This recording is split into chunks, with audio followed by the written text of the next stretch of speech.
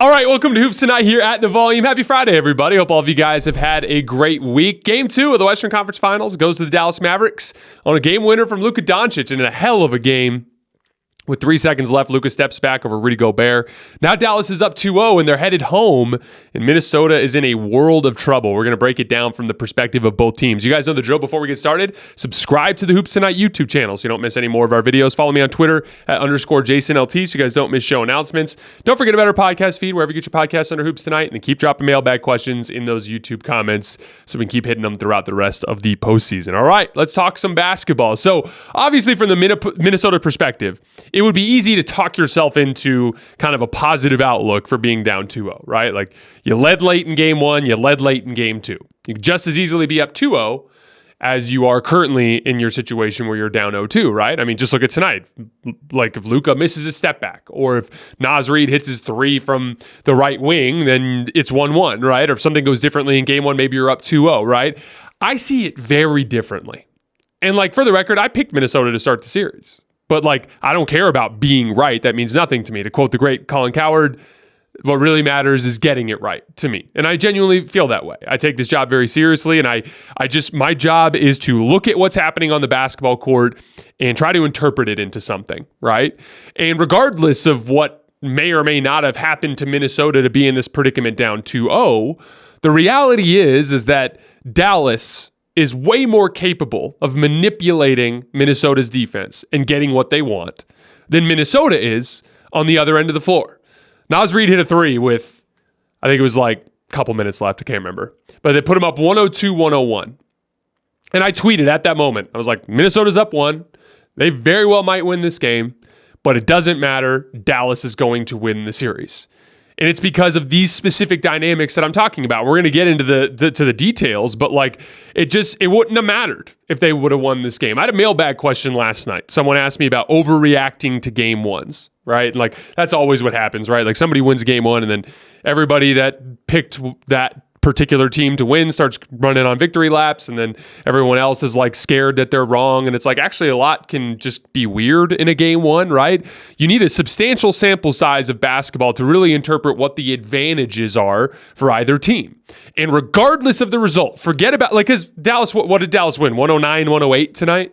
Forget about the scoreboard. If you actually just look at what was happening on the court, it's very clear that Dallas has more advantages than Minnesota does in this series. Let's talk them through. Luka versus Jaden McDaniels, and then Anthony Edwards versus Derrick Jones Jr. Who looks more comfortable getting to their spots against those individual matchups? Luka's too big and strong for Jaden McDaniels. Derrick Jones Jr. is another top-tier NBA athlete with length, and he can actually match up with Anthony Edwards a little bit better. Obviously, there's a team scheme element to it, and we'll get a little bit into that in a little bit, but there's no doubt that even just on an island, Luka has a better matchup. Minnesota does not have a guy that can make Luka feel uncomfortable. Dallas does, at least to a certain extent with Anthony Edwards. The Kyrie matchup, Kyrie versus Anthony Edwards, and then Karl-Anthony Towns versus PJ Washington. Those are your secondary stars, right? Who looks more comfortable getting to their spots and contributing offensively? Kyrie Irving or Karl-Anthony Towns? Very clearly, Karl-Anthony Towns, right? I pulled these ISO stats because these are absolutely crazy. Game 1, Dallas got 1.11 points per ISO. Minnesota got 0.39. Game 2, Dallas gets 1.29 points per ISO. Minnesota gets 0.44 points per ISO. So even just on an island scoring, Luka and Kyrie clearly have better advantages in this series than Anthony Edwards and Karl-Anthony Towns do, right? Look at the pick and roll. When the Mavs run pick and roll, Luka Doncic can very easily get Jaden McDaniels into trail position where he can put him into jail and either operate somewhere in the mid-range or get downhill and manipulate Rudy Gobert into helping in some way, shape, or form so that he can throw a drop-off pass, or he's making the kick-out reads to the other end of the floor. Derrick Jones and PJ Washington go 0 for 7 from 3 tonight. They're still not shooting well. By the way, jump shooting in this game, it was really bad in game 1. Minnesota 1.14 points per jumper, Dallas 0.93. So Dallas is still on the short end of the stick in terms of shooting result in this series. And we've seen in this playoff run, PJ Washington and Derrick Jones Jr. convert spot-up possessions at a hell of a higher rate than they have so far in this series. Dallas looks way more comfortable in pick and roll. Look at the Wolves. On the Wolves front, it's like high drop against Anthony Edwards. They're able to contest his pull-up three better than Denver did. They're literally, Anthony Edwards is incapable of getting into the lane. He is 2 for 8 in the restricted area so far in this entire series through 2 games.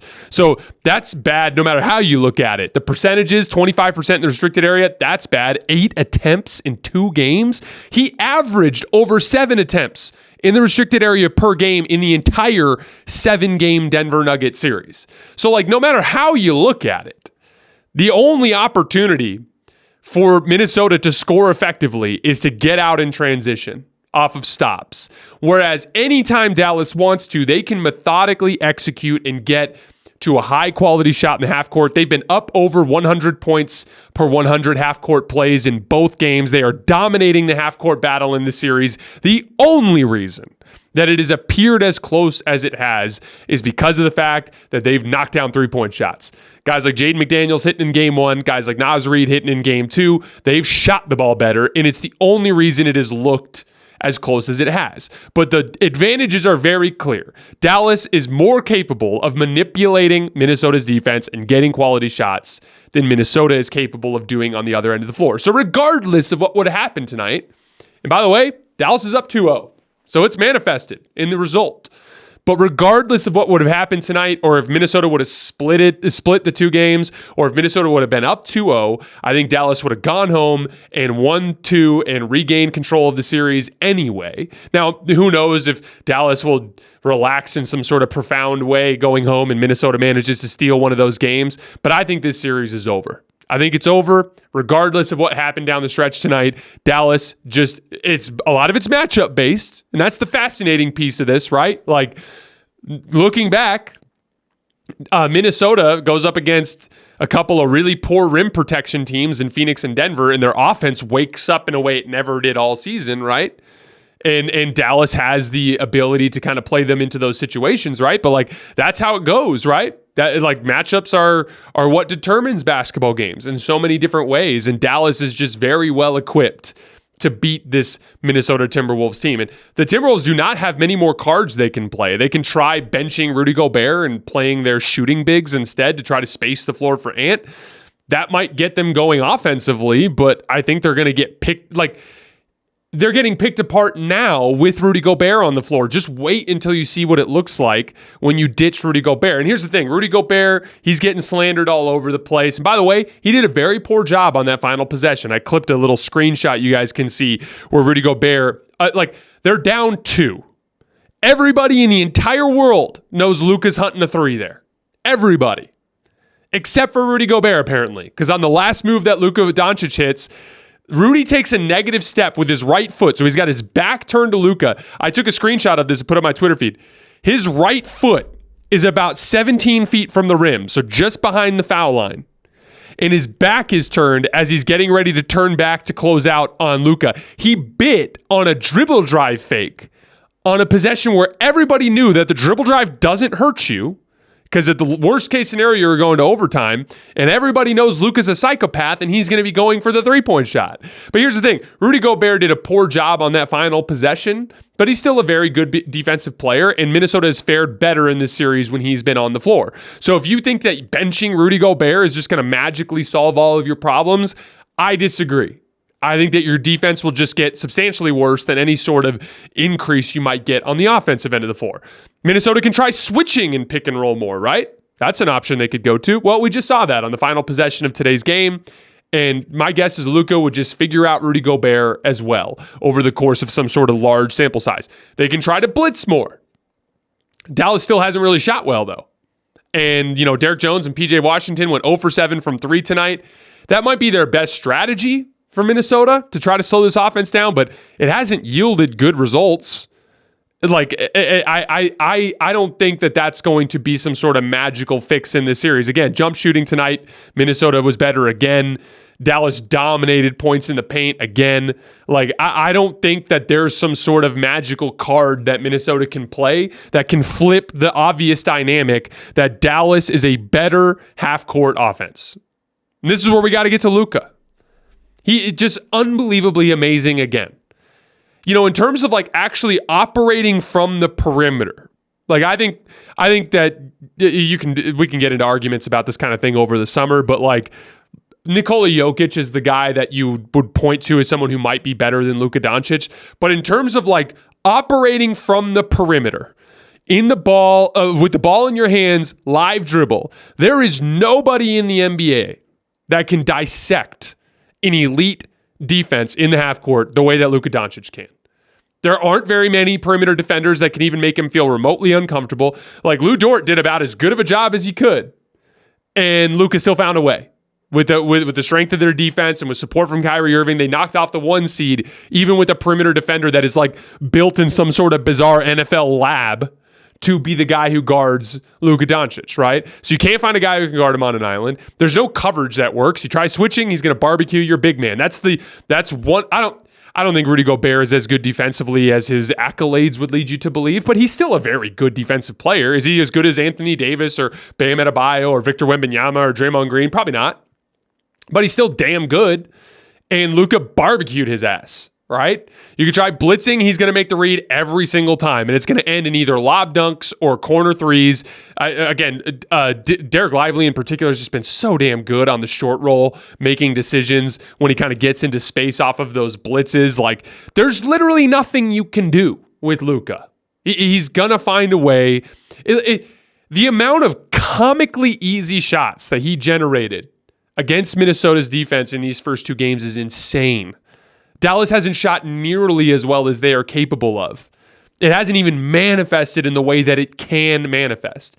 But still, when push comes to shove, late in these games, he's found a way to keep the ball in his hands through straight ISO, and he's been able to get the looks that he needs to close the deal. Kyrie Irving, once again, came up huge when it mattered. Hits 3 threes at the beginning of the fourth quarter. That kind of like erased any sort of benefit that Minnesota got out of Naz Reid's hot streak. He missed those 2 clutch free throws late. They were weird too. Kind of his release looked kind of weird. That was kind of a funky sequence. But then he makes up for it by hitting that huge corner 3 later that cuts the lead to 2. And like once again, like there's always the shot before the shot that gets looked over, right? It's like the Ray Allen corner 3 in the 2013 finals. LeBron hit a 3 on the previous possession. Like there's always like a shot before the shot.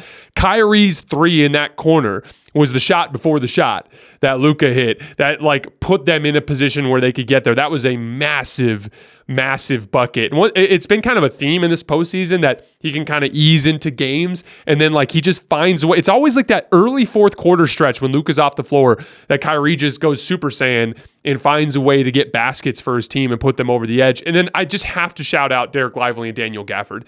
They are kicking ass in this series. They're protecting the hell out of the rim. I pointed out the Anthony Edwards 2 for 8 in the restricted area stat. Here's another crazy stat for you. Minnesota shot 65% in the restricted area against Denver. They're shooting 54% in the restricted area against Dallas. That is an 11% reduction in efficiency there. 54%? They're barely making more than half of their layups against this Dallas defense. Like, and that's Lively and Gafford. They've been incredible. What did Gafford have? 4 blocks tonight? Derek Lively had a huge stop on a switch against Anthony Edwards late in the game. They've just been absolutely awesome. I can't say enough about him. Luka's banged up and he's playing like the best player in the world. Kyrie Irving is in a perfectly suited role for him on this team where he's contributing on both ends of the floor in a big way.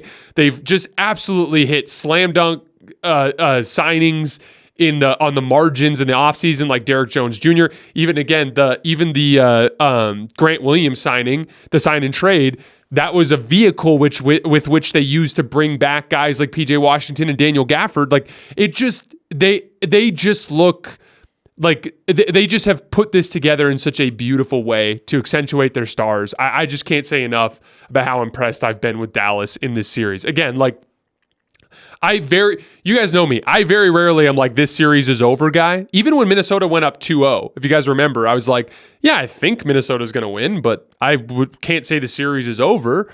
This series is over. Like, Minnesota cannot solve these problems. that Dallas presents to them. And it's all of these guys. Luka and Kyrie are kicking the shit out of Ant and Karl-Anthony Towns. And Derek Lively and Daniel Gafford are kicking the shit out of Rudy Gobert. It is a matchup by matchup. Dallas is just outclassing them. And the only reason it has appeared as close as it has is 3-point shooting. Like, yeah, if PJ Washington and Derek Jones Jr. shoot remotely the way they've been shooting the rest of this postseason, they're winning both of these games comfortably. Like Minnesota is in a world of trouble. We're this close to crowning a new NBA champ, and with the action heating up on the court, it's even hotter at DraftKings Sportsbook, an official sports betting partner of the NBA. There's only so many games left, and DraftKings Sportsbook has you covered with same-game parlays, live betting, odds boosts, and so much more. Don't miss out, or you'll have to wait until next NBA season to place your bets. It's super easy for first-timers to get started. Try betting on something simple, like picking a team to win. Go to the DraftKings Sportsbook app, select your squad, and place your first bet. It's that simple. The championship odds right now, as we head into the conference finals, according to DraftKings, Boston's at -150, the Timberwolves at +275, the Mavericks at +500, and the Indiana Pacers, a long shot, at +2,500. New to DraftKings, listen up. New customers can get a no-sweat bet up to $1,500. Just deposit at least $5, and you'll get a bonus bet back equal to your first bet if it doesn't hit. Download the DraftKings Sportsbook app now and use code HOOPS. That's HOOPS. That's code HOOPS for new customers to get a no-sweat bet up to $1,500 if your first bet doesn't hit. Only on DraftKings. The crown is yours. On the Minnesota front, I want to talk about Anthony Edwards for a second. I had another nightmare game, 5 for 17 from the field. The main thing that's standing out to me, I talked a lot about this dynamic in the Phoenix series, but Anthony Edwards is such a profoundly gifted downhill athlete that his pull-up jumper becomes really easy because he's just coming downhill at you and every defender's on their heels. But because of the way that Dallas can protect the rim, it has allowed Derek Jones Jr. to press up a little bit more on Ant in a way that the other opponents could not. And it has put him in a predicament where now the majority of his shot attempts are coming in the form of pull-up jump shots. He's taken 8 shots in the restricted area, 8 of them in 2 games. Everything else is from the perimeter, everything else. And so as a result, instead of that being that give and take of like downhill force pull-up jump shooting, instead it's like there's nothing downhill and it's all pull-up jump shooting. By the way, this is a credit to Dallas's defense. You don't think Anthony Edwards knew coming into the game he needed to get downhill more? Early in this game, he had 2 downhill drives in transition where he got fouls. He had a play in pick and roll where he got downhill and made a kick-out pass to Karl-Anthony Towns. But like when Dallas really, really loads up on him, he cannot turn the corner. He cannot get into the lane.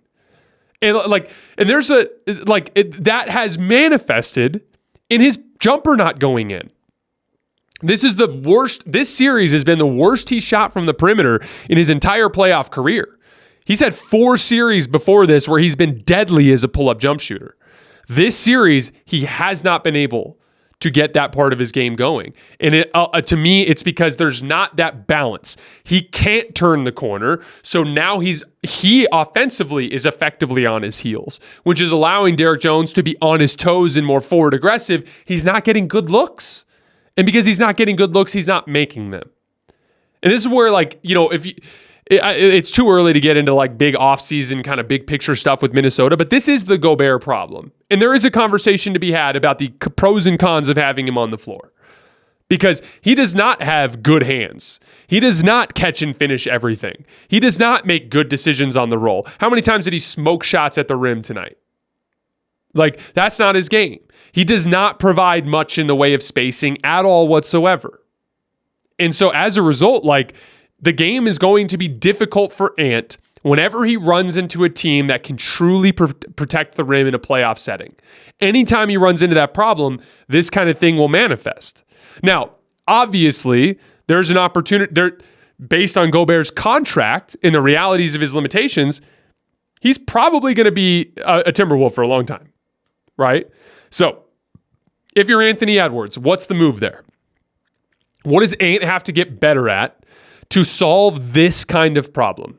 And again, every all-time great runs into a certain type of problem, right? Like for Luka over the years, it's kind of like Andrew Wiggins in the 2022 Western Conference Finals. Whenever somebody can actually put on a big, strong athlete that Luka can't bully, that's kind of like his big Rubik's Cube that he has to solve. By the way, he solved it against Lou Dort and won the series, right? Didn't in 2022. He solved it this year, right? But like that's his like big challenge that he has to figure out. What if there's somebody that actually he can't bully, right? Like for LeBron James, what if everyone just sags back and dares you to shoot jumpers? What are you going to do? For Anthony Edwards, it's what if someone can protect the rim and you're this downhill slasher? What are you going to do? And that piece for Anthony Edwards, in my opinion, is going to be very similar to what you're seeing from Luka. Ant has to learn to add that kind of like in-between change of pace gear.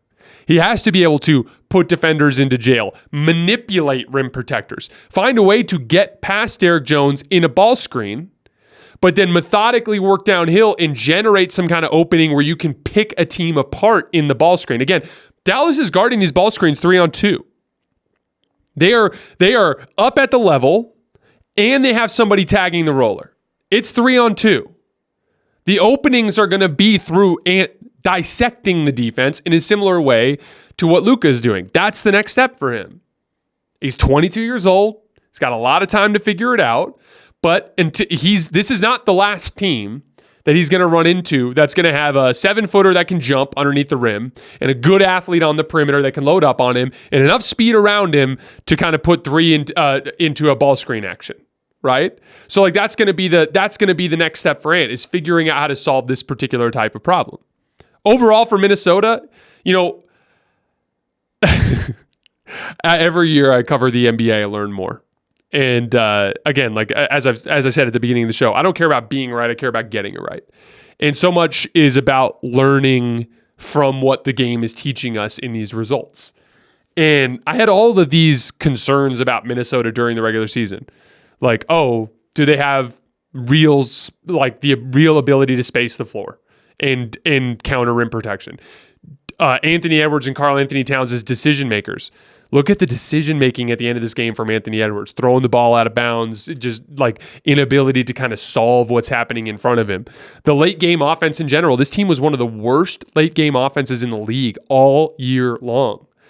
And I think myself, got dissuaded by virtue of Phoenix and Denver's inability to protect the rim into thinking that their offense had like figured something out. But all that is like Ant's superpower is downhill athleticism, and those teams just couldn't match up with that problem.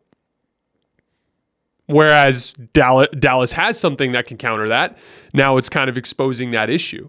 And so, matchups determine most of this stuff over the course of the NBA, but all you're seeing from Minnesota is the same sort of issues they had all season. They've just been brought to the forefront by virtue of a matchup that can shine a flashlight on those things. But again, I think Dallas is going to go home. I think this series this could very easily be a sweep. I'll say in 5 just because I have too much respect for Minnesota and what they've accomplished to this point, but I think this series is over. I do not see a move that Minnesota can make to flip the script. The pieces are not there. The chess move is not there. This is checkmate. There's nothing they can do. So Dallas fans, I think you, barring injury, can start getting a little excited about the fact that the NBA Finals is a very realistic goal for you here. Obviously, we're going to cover the rest of the series as though Minnesota does have a chance, just because that's the nature of the profession, and we're going to go live after Game 3 and see if they can't turn it around. But I don't see it. I just don't see any sort of easy fix there on the table. All right, guys, that is all I have for tonight. As always, I sincerely appreciate you guys for supporting the show. We will be back tomorrow morning with a little bit of film session on this game, and then we'll be covering Game 3 of the Eastern Conference Finals. I will see you guys then.